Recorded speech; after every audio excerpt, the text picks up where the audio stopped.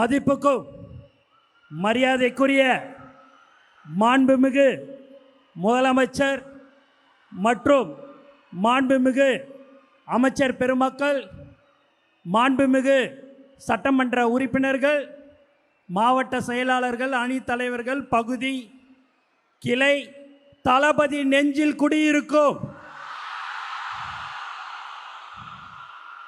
தோழர்களே, தாய்மார்களே, உங்கள் அனைவருக்கும் என்னுடைய முதற்கண் வணக்கத்தை தெரிவித்துக் கொள்கிறேன்.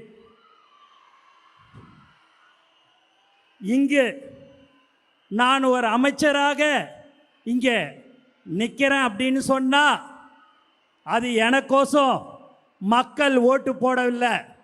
முழுக்க முழுக்க 234 தொகுதியிலும் தலைவர் ஒருவருக்காக மட்டும்தான் வாக்களித்தார்கள்.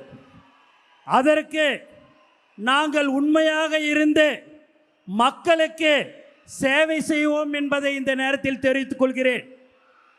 மாண்புமிகு முதலமைச்சர் சொல்வதெல்லாம் மக்களுக்கு சேவை செய்வது மட்டும்தான் உங்கள் வேலையாக இருக்க வேண்டும், எக்காரணத்தை கொண்டும் தப்பு செய்யக்கூடாதுன்னு சொல்லக்கூடிய ஒரே முதலமைச்சர் நம்மளுடைய தலைவர் தளபதி தான்.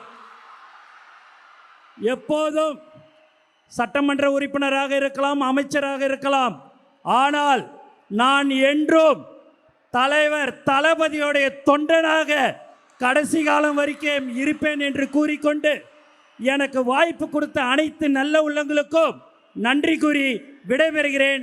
நன்றி, வணக்கம். அன்னை தமிழிற்கு முதல் வணக்கம். என் ஆருயிரான தலைவர் தளபதி அவர்களுக்கு உயிர் வணக்கம். பேரன்பிற்குரிய பொதுச் செயலாளர் அண்ணன் என் ஆனந்த் அவர்களுக்கு நன்றி கலந்த வணக்கத்தோடு, இந்த ஒரு நிமிடத்திற்காக என் வாழ்க்கையில் பல வருடங்கள் காத்திருந்தேன். இப்படி அண்ணனை கூப்பிடணும், எப்படி கூப்பிடணும், மாண்புமிகு தமிழ்நாடு முதலமைச்சர் அண்ணன் தளபதி அவர்களே அப்படின்னு கூப்பிடுற அந்த ஒரு நொடிக்காக பல வருடங்கள் நாம் எல்லாம் தவம் இருந்தோம். அந்த தவம் இன்றைக்கு நிறைவேறி இருக்கிறது. முறை செய்து காப்பாற்றும் மன்னவன் மக்கட்கு இறையென்று வைக்கப்படும்னு ஒரு திருக்குறள் இருக்கு.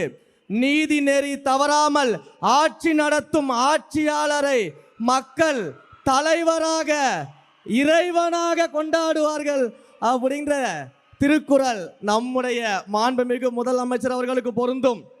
இன்றைக்கு இந்த திருச்சியில் அண்ணன் அவர்கள் நன்றி சொல்வதற்காக வந்திருக்கிறாங்க. இதே திருச்சியை தங்களுடைய கோட்டை கோட்டை என்று சொன்னவர்களுக்கெல்லாம் அதை வெறும் மனக்கோட்டை தான் காட்டி அதையும் உடைச்சி இந்த மலைக்கோட்டை மாநகரை தளபதியின் கோட்டையாக இன்றைக்கு நாம் மாற்றி இருக்கிறோம். சாதாரண நபர்கள் எல்லாம் வேட்பாளராக நிற்க வச்சிருக்கிறாரு. சாதாரண குடும்பத்தவர்களை வேட்பாளராக நிற்க வச்சிருக்கிறாரு. இவங்கெல்லாம் நம்மளை எதிர்த்து ஜெயிச்சிட முடியுமா அப்படின்னு பகல் கனவு கண்டுகிட்டு இருந்தாங்க. ஏன், சாதாரண குடும்பத்திலிருந்து வந்த என்ன ஸ்ரீரங்கம் சட்டமன்ற தொகுதியின் வேட்பாளராக அறிவிச்சாரு. அறிவிச்ச உடனேயே இந்த திருச்சியின் முதலாளி என்று சொல்லக்கூடிய பல பேர் என்ன சொன்னாங்கன்னா, ஸ்ரீரங்கத்தில் வெற்றி பெறுபவர்கள் தான் ஆட்சியை அமைக்க முடியும், அது சென்டிமெண்ட் அப்படின்னு ஏளனமாக பார்த்தாங்க. ஆனா இந்த சாமானியனை ஸ்ரீரங்கத்தில் வெற்றி பெற வைத்து ஆட்சியில் முதலமைச்சராக அமர்ந்திருக்கக்கூடிய ஒரு மாபெரும் தலைவர் நம்முடைய தலைவர் அவர்கள் மட்டும்தான். உங்களை போல இந்த இடத்துல இருக்கக்கூடிய பல பேரை இந்த இடத்துக்கு கொண்டு வருவதற்கான வரலாற்றிலேயே ஒரு தலைவர் இருக்கிறார் என்றால் அது நம்முடைய தலைவர் அவர்கள் மட்டும்தான். வேற எந்த தலைவராலும் அது முடியாது. பல்வேறு மேடைகளில் அண்ணன் முன்னாடியும் சொல்லியிருக்கிறேன், பிரச்சாரங்களின் போது பல்வேறு மேடைகள்லையும் பேசியிருக்கிறேன். அந்த ஒன்றை மட்டும் நினைவுபடுத்திடுறேன். பல இடங்களில் சொன்ன, சின்ன பசங்கன்னு ஏளனமா பார்க்காதீங்க.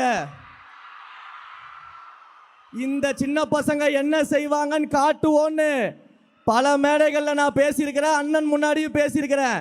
இப்போ அதே மாதிரி பார்க்கிறவங்களுக்கு இன்னொன்று சொல்லிட்டு ஒரு உறுதிமொழியை சொல்லிட்டு நான் கிளம்பிடுறேன்.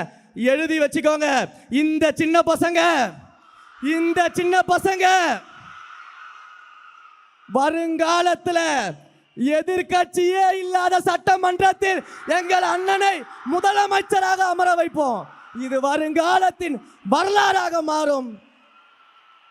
மாண்புமிகு முதலமைச்சர் அவர்களுக்கு என்னுடைய நெஞ்சார்ந்த நன்றியை தெரிவிச்சுக்கிறேன்.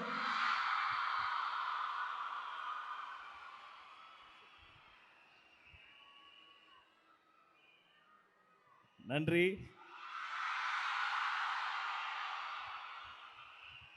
மலைக்கோட்டையை தன் நெஞ்சில் சுமந்திருக்கும் திருச்சிக்கு வருகை தரக்கூடிய சிறன்கோட்டையினுடைய தளபதியே, உங்களுக்கு எங்களுடைய பணிவான வணக்கங்கள்.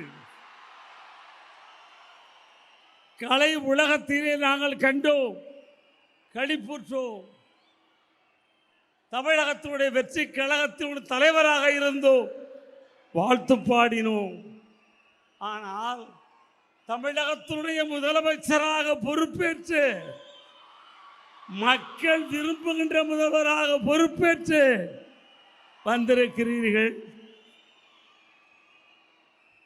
இது தமிழ்நாட்டிற்கு மட்டுமல்ல, சரித்திரத்தையே சாகடித்து விட்டு வந்திருக்கிறீர்கள். 90 ஆண்டு காலம் வாழ்ந்த அரசியல் கட்சிகளும் உண்டு, வைர விழா கண்ட அரசியல் கட்சிகளும் உண்டு, வெள்ளி விழா கண்ட அரசியல் கட்சிகளும் உண்டு. எப்படி ஐயா உங்களுக்கு இப்படி ஒரு துணிவு வந்தது? 2.5 ஆண்டு காலத்திலே ஒரு கட்சியை நடத்தி ஆட்சியை பொறுப்பேற்றிருக்கிறீர்கள் என்று சொன்னால் இது உலக அதிசயத்தின் வரலாறு. வேற எவருக்கும் கிட்டாத ஒரு வரலாறு. இந்த வரலாற்று நாயகரே, எங்களுக்கெல்லாம் ஒரு வழியை காட்டுகிறோம் என்று எங்களெல்லாம் பெருமைப்படுத்தினீர்கள். இப்பொழுது நாங்கள் காலடிக்கவே முடியலை. ஏன்னா 90 வயதை தாண்டிய கட்சிக்காரர்கள் வருகிறார்கள், 75 வருடங்களை கொண்ட கட்சிக்காரர் வருகிறார்கள், 50 ஆண்டு கால வெள்ளி விழா கட்சியை கண்டவர்களும் வருகிறார்கள், இன்று பிறந்தவர்களும் வருகிறார்கள். இவ்வளவு எதிரிகளை எல்லாம் நீங்கள் வசப்படுத்தக்கூடிய அந்த கவர்ச்சி உங்களிடத்திலே எப்படி வந்தது? அந்த ஈர்ப்பு எப்படி வந்தது? ஓட்டு போட வருகிறார்கள். 60,000 மைல்களுக்கு அப்பாலே வெள்ளையன் காலத்திலே வாழ்ந்தவர்கள் இன்றைக்கு உங்களுக்கு ஓட்டு போட திருச்சிக்கு, தமிழ்நாட்டுக்கு வந்தார்கள். அரபு நாட்டிலே இருந்தவர்கள் வந்தார்கள், ஈழ நாட்டிலே இருந்தவர் வந்து ஓட்டு போட்டார்கள். இப்படிப்பட்ட இந்த கவர்ச்சியை கண்டு நானெல்லாம் உங்களிடத்திலே வந்த பொழுது என்னை என்ன சொன்னார்கள் தெரியுமா? பிழைக்க தெரியாதவன், அரசியல் கட்சியை தேர்வு செய்ய முடியாதவர் என்று சொன்னார்கள். ஆனால் இன்றைக்கு நான் பார்க்கிறேன், உங்கள் தொலைநோக்கு சிந்தனையிலே நாடு வந்ததால் இன்றைக்கு வாழ்வற்று இருக்கிறேன். பலர் வதவிக்கு கொண்டிருக்கிறார்கள், எண்ணிக்கொண்டிருக்கிறார்கள், எப்படி ஐயா இந்த கட்சி வந்தது ஆட்சிக்கு என்கிறார்கள்.